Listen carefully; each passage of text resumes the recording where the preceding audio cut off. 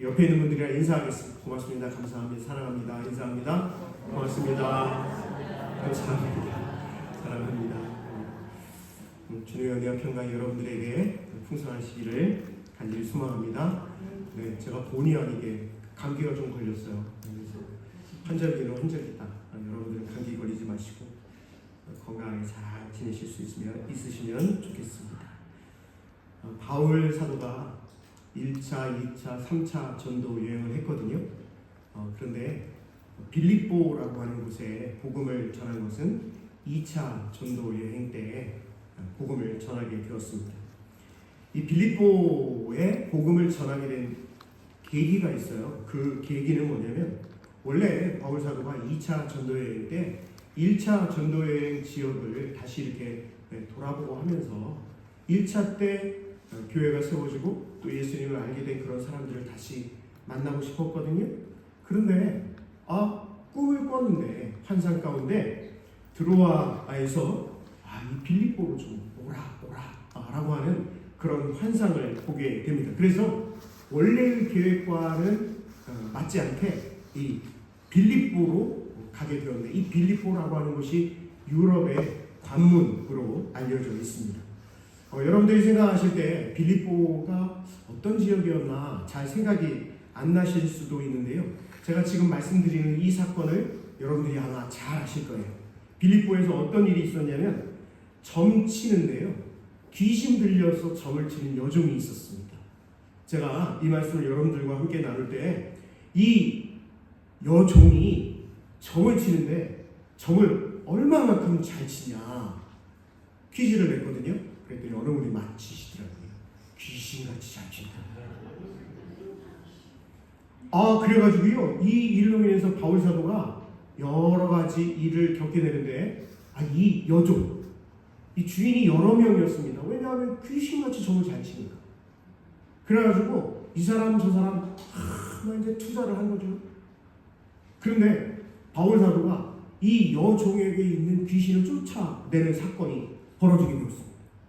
그래가지고요, 바울 사도를 고소를 하고 고발을 해가지고 바울 사도와 실라가 옥에 갇히게 되었는데 그때요, 참 많이 고문을 당하고 너무 힘든 상황에서도요 하나님 앞에 기도하며 찬양했거든요.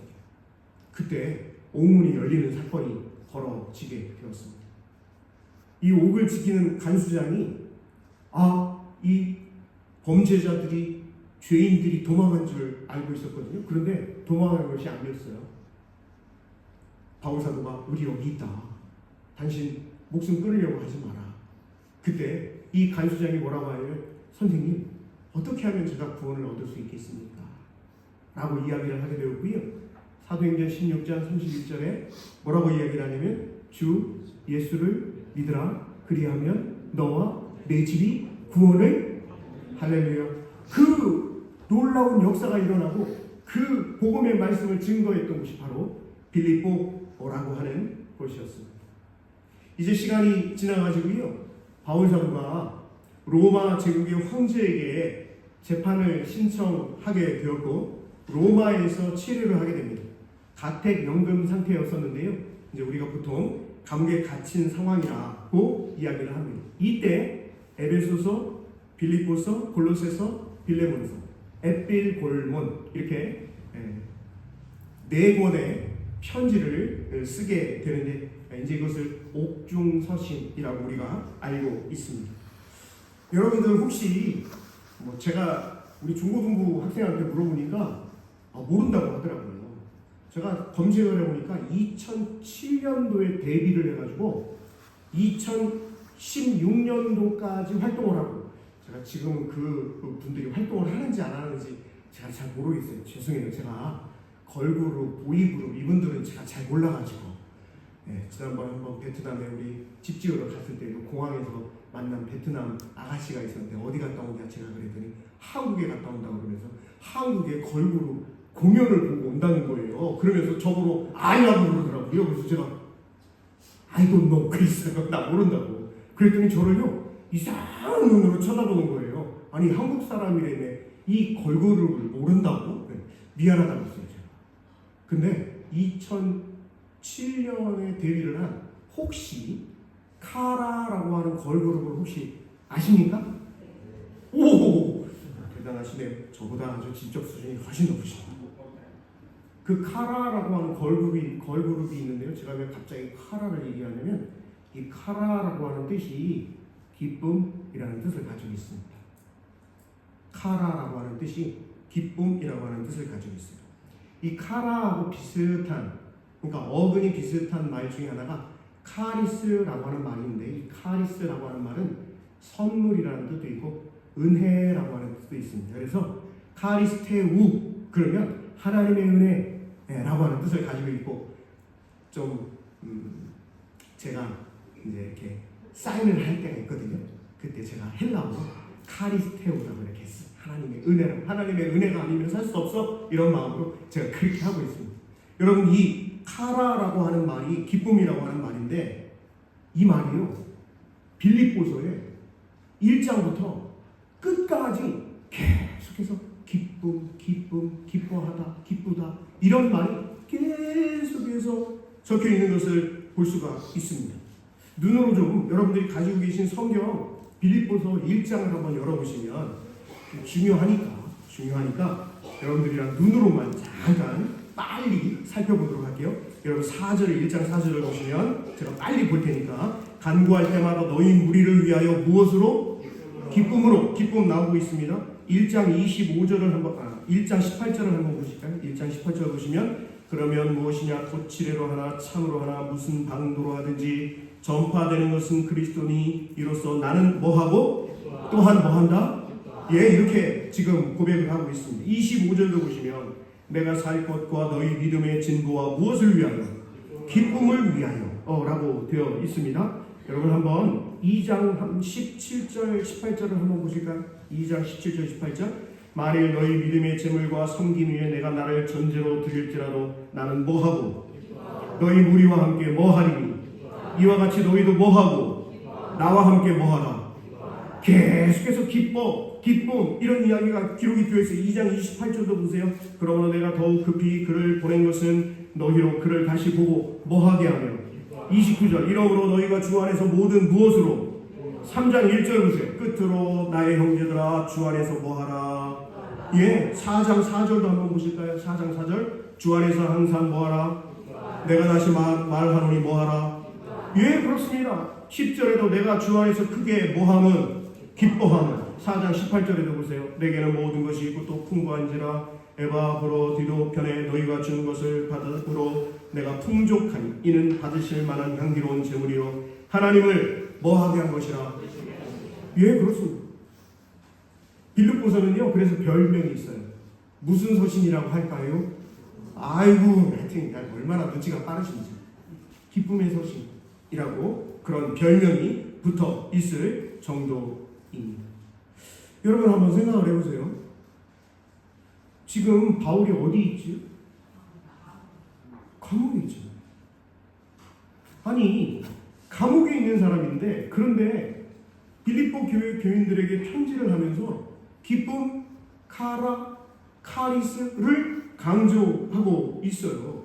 왜 그럴까? 아니, 뭐 바울이 있었던 그 감옥은 가택 연금 상태는 호텔이었나? 맨날 뭐 운동하고 자기가 좋아하는 거 하고, 뭐 요즘에 제일 좋아하는 운동 그러면 골프 뭐 이런 것 아니에요? 그러면 맨날 뭐 골프 퍼팅하고 막 그랬나요? 아니거든요. 그런데 왜 바울 사도는 감옥에 있으면서도 빌립보 교회 교인들에게 편지를 하면서 기뻐해라, 기쁘다, 내가 얼마나 기쁜지 몰라? 이렇게 이야기를 하고 있을까요? 누가복음 17장 10절 말씀, 제가 아주 좋아하고 늘 항상 이렇게 묵상하는, 기도하면서 그 성경 구절인데요. 누가복음 17장 10절에 이렇게 되어 있어요. 이와 같이 너희도 명령받은 것을 다 행한 후에, 명령받은 것을 다 행한 후에 이르기를 우리는 무익한 종이라, 우리가 하여야 할 일을 한 것뿐이라 할지니라. 우리가 하나님으로부터 받은 사명이 있고 직분이 있잖아요. 그 사명과 직분을 감당하기 위해서 우리는 수고하고 애쓰고 때로는 눈물을 흘리고 때로는 욕을 먹기도 하고 고난을 당하고 심지어 감옥에까지 갇히는 일들이 있단 말이에요. 그런데 그때 우리가 고백할 것은 내가 했습니다가 아니라 나는 늘 주님 앞에, 나는 늘 하나님 앞에 무익한 종입니다. 마땅히 해야 할 것, 마땅히 해야 할 일을 한 것뿐이니 주님 저를 긍휼히 여겨 주십시오 라고 하는 그 간절한 기도의 제목이 누가복음 17장 10절의 말씀이고요. 바울 사도가 이 말씀을, 이 귀한 사명을 감당함에 있어 늘 이런 마음으로 감당하고 있다라고 하는 것을 알 수가 있습니다. 다시 말씀드려 오늘 말씀의 제목을 우리의 시민권은 하늘에라고 정해봤거든요. 한번 따라해 주실까요? 우리의 시민권은 하늘에. 그래요. 제가 헬라어 성경을 보니까 우리의 시민권은 하늘에 있다라고 하는 이 표현이 원래 의미는 뭐라고 그랬냐면 우리의 공화국은, 우리의 나라는 하늘 안에서 시작한다 이렇게 들어있더라고요. 원래 의미가. 우리의 시민권이 하늘에 있기 때문이라고 하는 그 고백을 바울 사도가요, 옥에 갇혀 있음에도 불구하고, 그럼에도 불구하고 빌립보 교회 교인들에게 편지를 하면서 기뻐합시다, 기쁨으로 나아갑시다 라고 고백을 하고 있거든요. 그것을 오늘 빌립보서의 말씀을 통해서 저와 여러분도 나의 시민권이 하늘에 있습니다 라고 하는 고백을 할 수 있는 이 시간이 되실 수 있었으면 좋겠습니다. 바울이 빌립보 교회에 진심으로 감사를 표현을 하는 그 말씀이 나오는데, 왜 바울 사도가 특별히 빌립보 교회 교인들에게 감사를 하냐면요, 우리가 읽어봤습니다만 4장에도 나오지만 1장 3절에서 5절 말씀을 한번 같이 한번 읽어볼 거예요. 빌립보서 1장 3절부터 5절의 말씀을 한번 빨리 같이 한번 읽어봅니다. 시작. 내가 너희를 생각할 때마다 나의 하나님께 감사하며 간구할 때마다 너희 무리를 위하여 기쁨으로 항상 간구함은 너희가 첫날부터 이제까지 복음을 위한 일에 참여하고 있기 때문이라. 이렇게 고백을 하고 있는 것을 볼 수가 있습니다. 바울 사도가 원래 텐트 메이커이거든요. 텐트를 만들어서 그거에 이제 이익을 얻어가지고 자비량 선교를 하는 그러한 사람이었는데요. 그런데 이 바울 사도가 고백을 하는 거예요. 이 빌립보 교회 교인들이, 빌립보 교회가요, 바울 사도가 이 전도 여행을 하는 데 있어서 물질적으로 큰 도움을 줬다라고 고백을 하고 있어요. 제가 또 다른 데도 한번 읽어볼게요. 데살로니가에 있을 때에도 너희가 한 번뿐 아니라 2번이나 나의 쓸 것을 보내었도다. 이렇게 고백을 하고 있는 모습을 볼 수가 있습니다. 여러분 한번 8절 말씀을 한번 보실까요? 8절 말씀, 8절을 보시면 내가 예수 그리스도의 무엇으로? 내가 예수 그리스도의 심장으로 너희 무리를 얼마나 사모하는지. 누가 증인이라고요? 하나님의 증인이라는 거예요. 여러분, 어떤 일을 하는데 내가 이 일을 하는 것이 내가 정말 신실하게 진실되게 하는 거야. 그런데 그 증인이 하나님이라. 이렇게 말하기가 쉽지 않잖아요. 그런데 바울 사도가 이렇게 고백을 하고 있는 거예요. 빌립보 교회 교인들에게 너무너무 감사한 거예요. 돌이켜놓고 보니까 너무너무 귀한 교회이고, 자기가 전도 여행을 하면서 만난 사람들을 통해서 빌립보 교회가 세워지고 그 교회를 통해서 후원을 받게 되고, 이것을 생각하니까 너무너무 감사했어요. 그래서 예수 그리스도의 심장으로 내가 빌립보 교회 성도 여러분들을 사모하고 사랑하고 있습니다. 그런데 그 증인이 바로 하나님이십니다 라고 고백을 하고 있는 것입니다. 여러분, 예수님께서 우리에게 배우라라고 말씀하신 성경에 유일한 구절이 있거든요. 예수님께서 우리에게 뭐 하라고 말씀하셨다고요? 배워라. 배워라라고 말씀하신 게 유일한 구절이 있어요. 그게 어디냐면 마태복음에 나오거든요. 제가 한번 읽어드릴 테니 잘 아시는 말씀입니다. 잘 한번 들어보세요. 수고하고 무거운 짐진 자들아 다 내게로 오라. 내가 너희를 쉬게 하리라. 나는 마음이 온유하고 겸손하니 나의 멍에를 메고. 한번 따라해 주세요. 내게 배우라. 내게 배우라. 예수님께서요 우리에게 유일하게 예수님을 배우라 라고 말씀하신 것이 뭐냐면 바로 마태복음 11장 28절에서 30절의 말씀에 나는 마음이 온유하고 겸손하니 나의 멍에를 메고 내게 뭐하라고요? 배우라. 이렇게 주님이 말씀하고 계셔요. 예수님은 어떤 마음을 가지고 계신 분이시냐? 마음이요 온유하고 겸손하신 분이라는 거예요. 그러면서 그리하면 예수님께 그 마음, 예수님의 그 온유하고 겸손한 마음을 배우기만 하면요 뭐라고 되어 있냐면 그리하면 너희 마음이 쉼을 얻으리니 이는 내 멍에는 쉽고 내 짐은 가벼움이라 하시니라. 여러분 이게 얼마나 놀라운 말씀인지 몰라요. 저와 여러분은 이 세상을 살아가면서 염려, 근심, 불안을 할 수밖에 없는 존재입니다. 여러분들 중에서 목사님 무슨 말씀 내가 얼마나 믿음 생활 잘하는지 목사님 잘 모르시는 모양인데 나는요 예수님을 믿고 나서요 한 번도 염려, 근심, 걱정한 적 없습니다 라고 말씀하시는 분이 있으면 진짜 나오세요. 제가 진짜 맛있는 거 사드릴게요. 제가 좀 본받고 배우려고 해요. 우리 인생은요 그 어떤 사람이라도 예를 들어서 뭐 무슨 책에 그런 책이 있더라고요. 100억이 있으면 근심 걱정 안 하고 살아간다 뭐 그런 책이 있더라고요. 그래서 뭐 100억을 버는 방법 그래가지고 뭐 그런 책들이 있어요. 그런데 100억이 있으면 근심 걱정 불안 염려가 없을까 하면 아니에요. 인생 자체가 늘 불안 염려 걱정할 수밖에 없는데 그런데 예수님이 말씀하십니다. 나는 마음이 온유하고 겸손하고 나의 멍에를 메고 내게 그리하면 너희 마음이 쉼을 얻으리라. 이는 내 멍에는 쉽고 내 짐은 가벼움이라 하시니라. 예수님이 저와 여러분을 위해서 모든 짐을 다 대신 지셨거든요.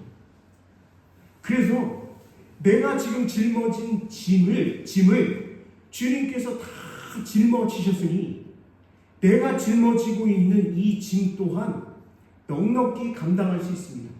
내가 이 짐이 무겁죠. 힘들죠.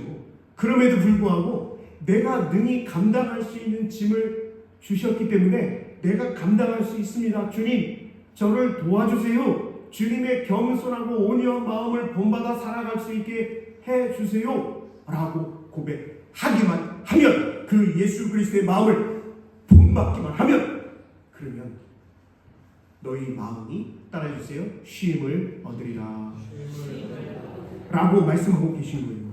여러분 이것을 바울 사도가 잘 알고 있었던 거예요. 예수 그리스도의 마음이 어떤지를 잘 알고 있어서 빌립보 교회 교인들을 향해서 내가 예수 그리스도의 심장으로 빌립보 교회 성도들을 사랑합니다 라고 고백하고 있는 것 아니겠습니까? 그러면서 바울 사도가 얼마나 예수님에 대해서 기도하고 연구하고 또 기도하고 연구했겠어요. 그래서 바울 사도가 예수님에 대해서 이렇게 고백을 하네요.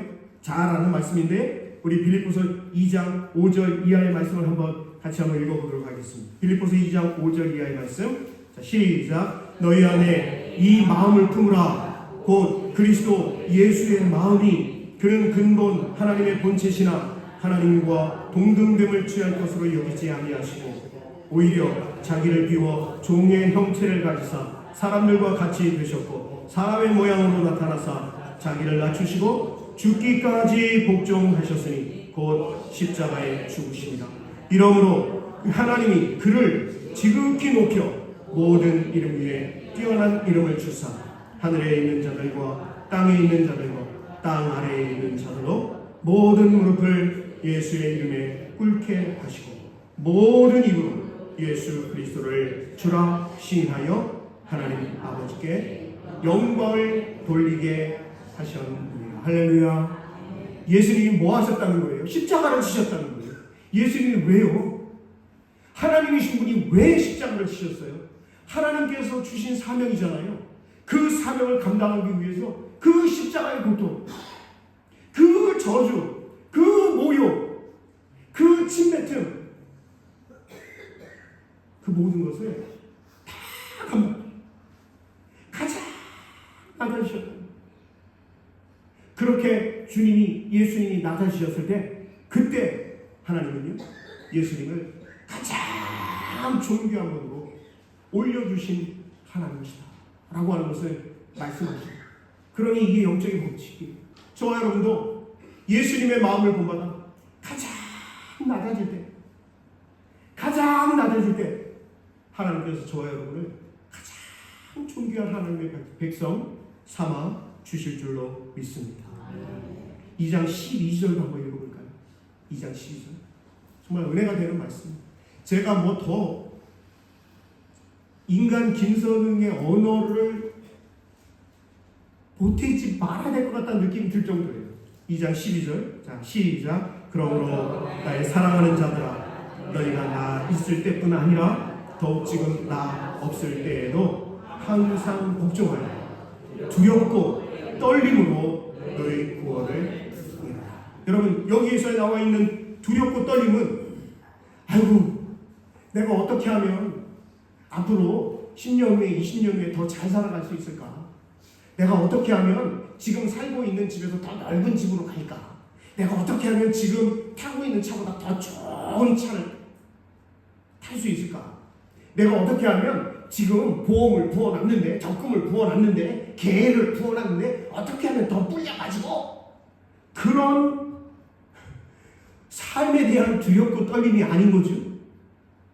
2장 12절에 이 두렵고 떨림은, 그럼 이 두렵고 떨림은 뭐예요? 내가 예수 그리스도의 마음을 본받지 못하는 것에 대한 두렵고 떨림. 예수님이 나를 위해 십자가를 지셨음에도 나는 여전히 그 주님의 십자가와는 상관없이 살아가려고 하는 그 교만함, 그 이기심. 예수님이 십자가 지든지 말든지 나는 그냥 모든 영광, 나는 그냥 모든 좋은 거, 그냥 나는 그냥 고난은 필요 없고요, 나는 그냥 늘 부활로만 살아갔으면 좋겠어 라고 하는 그 편협된 신앙, 그것에 대해서 두렵고 떨림으로 너희 구원을 이루라 라고 권면을 하고 있거든요.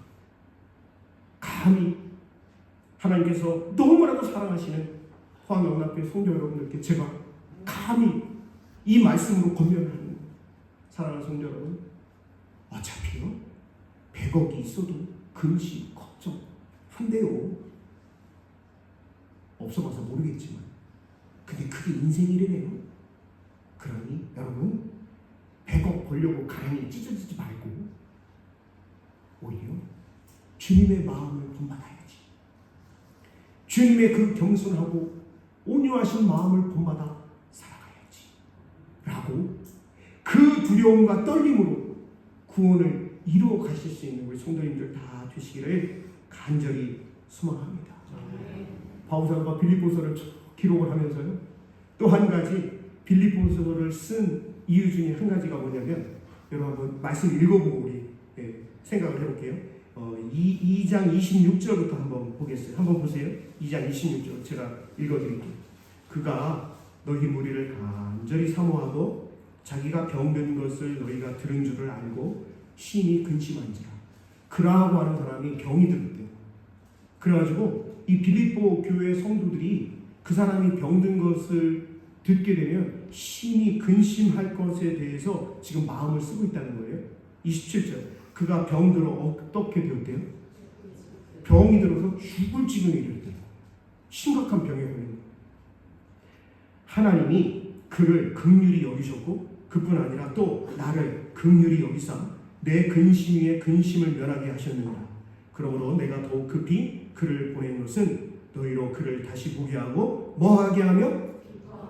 기뻐하게 하며 내 근심도 덜려 함이니라.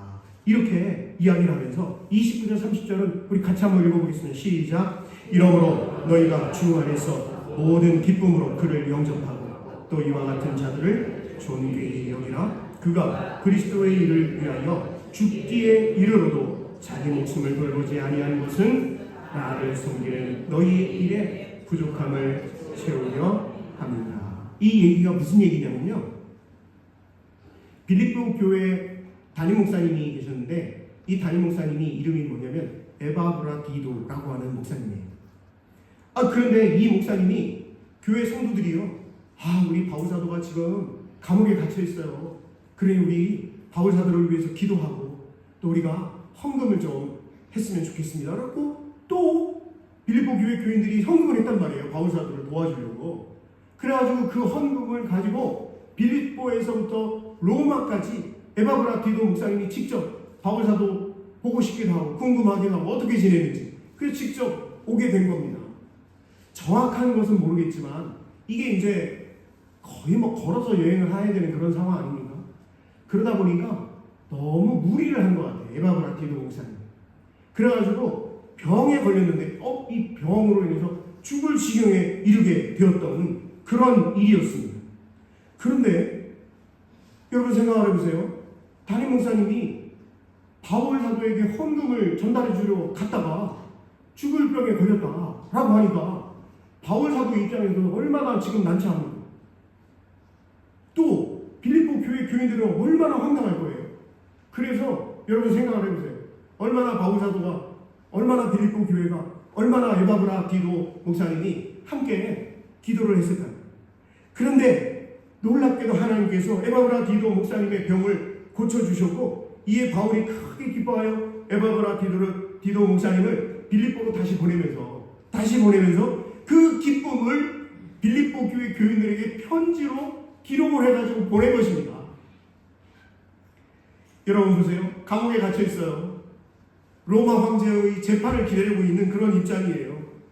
그럼에도 불구하고 바울 사도가요, 지금 가장 우선으로 생각하고 있는 것이 바로 빌립보 교회이고 빌립보 교회 성도들이었다라고 하는 거예요. 그렇게 온 마음으로 그 성도들을 사랑으로 돌보고 있는 바울 사도의 모습을 우리가 확인할 수가 있는 것이죠. 그래서 저는요, 바울 사도를 어떻게 평가를 하냐면 예수님을 가장 많이 닮은 분이 바로 바울 사도다. 그래서 오늘 저와 여러분도 우리도 예수님을 본받아 살아가실 뿐만 아니라 우리도 바울 사도처럼 그렇게 신앙으로 믿음으로 나아갈 수 있는 은혜가 넘쳐나실 수 있기를 간절히 바랍니다. 한 구대만 더 볼까요? 3장 13, 14절. 3장 13, 14. 사실 이 빌립보서를 기록하고 난 다음 얼마 지나지 않아서 바울 사도가 로마 황제 네로 황제에 의해서 누명을 쓰고요. 기독교인들이 로마 신에 불을 질렀다라고 하는 그 누명을 쓰게 되고 이제 순교를 하게 될 것을 직감을 합니다. 직감을 하게 되는데 바로 그런 무렵의 사건입니다. 우리 3장 13, 14절 말씀을 같이 한번 읽어보겠습니다. 시작. 형제들아, 나는 아직 내가 잡은 줄로 여기지 아니하고 오직 한 일, 즉 뒤에 있는 것은 잊어버리고 앞에 있는 것을 잡으려고 표대를 향하여 그리스도 예수 안에서 하나님이 위에서 부르신 부름의 상을 위하여 달려가라.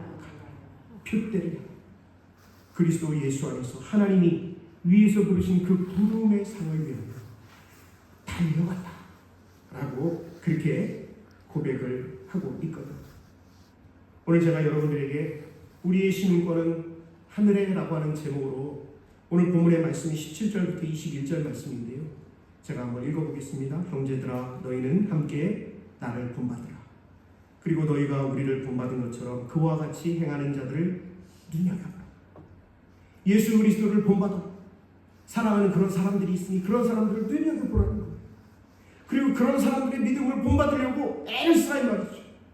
그 예수 그리스도의 마음을 수용하고 온유하고 겸손하게 살아가려고 두려움과 떨림으로 구원을 이루어 가려고 기도로 말씀 가운데 서 나아가라고 권면하고 있는 거지요. 그런데 여러분 보세요. 내가 여러 번 너희에게 말하였거니와 이제도 눈물을 흘리며 말하노니 여러 사람들이 신앙으로 잘 달려가는 그런 사람들이 있는 반면에 여러 사람들이 또 어떤 사람들이 있냐면 보세요. 그리스도의 십자가에 무엇으로 행한다고요? 그리스도의 십자가에 무엇으로 행하는 사람들도 많다고요?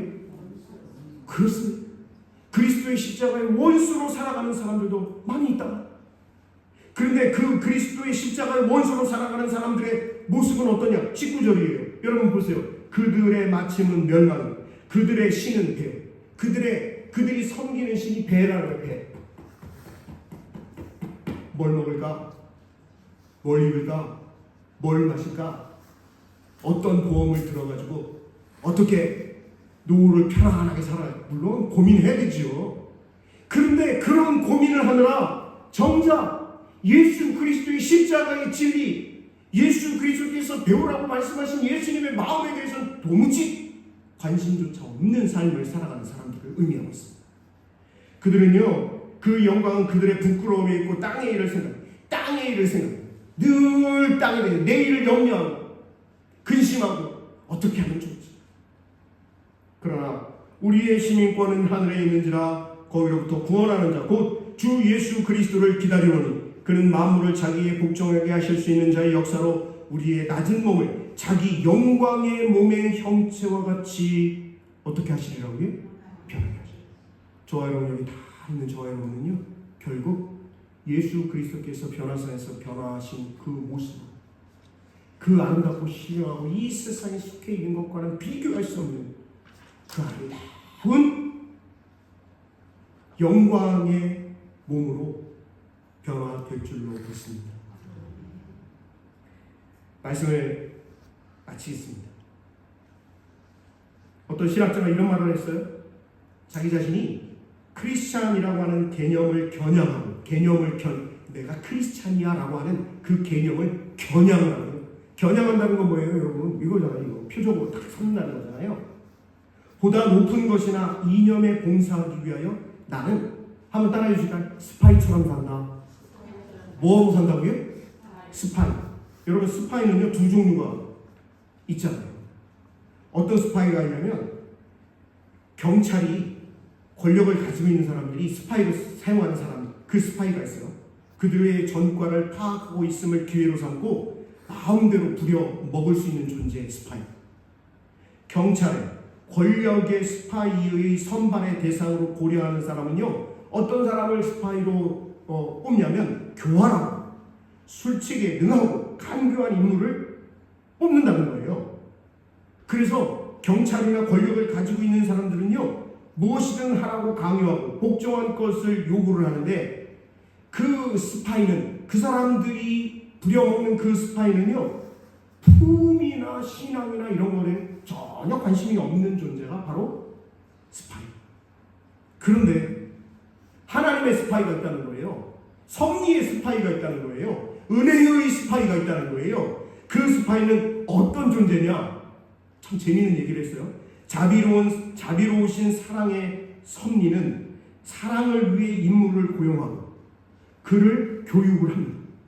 스파이가 자신의 간교한 지혜를 총동원하여 일하는 동안에도 그의 간교한 지혜는 깨끗함을 받게 되고 성화의 단계에 이르게 됩니다.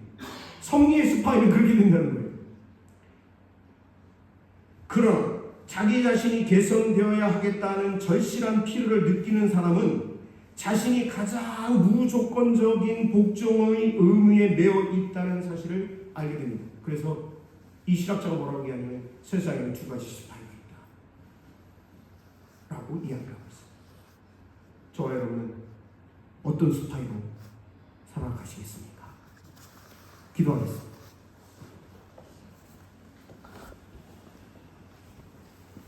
하나님 감사합니다.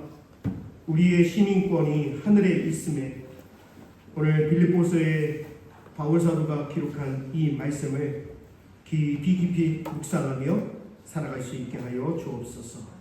천국을 지향하면 세상을 덤으로 얻게 되지만 세상을 지향하면 둘 다 잃게 될 것이다 라고 하는 유명한 말이 있는데, 우리가 늘 하나님 나라에 대한 소망을 가지고 살아갈 수 있게 하여 주옵소서. 예수님 귀하신 이름으로 감사하며 기도 드립니다. 아멘.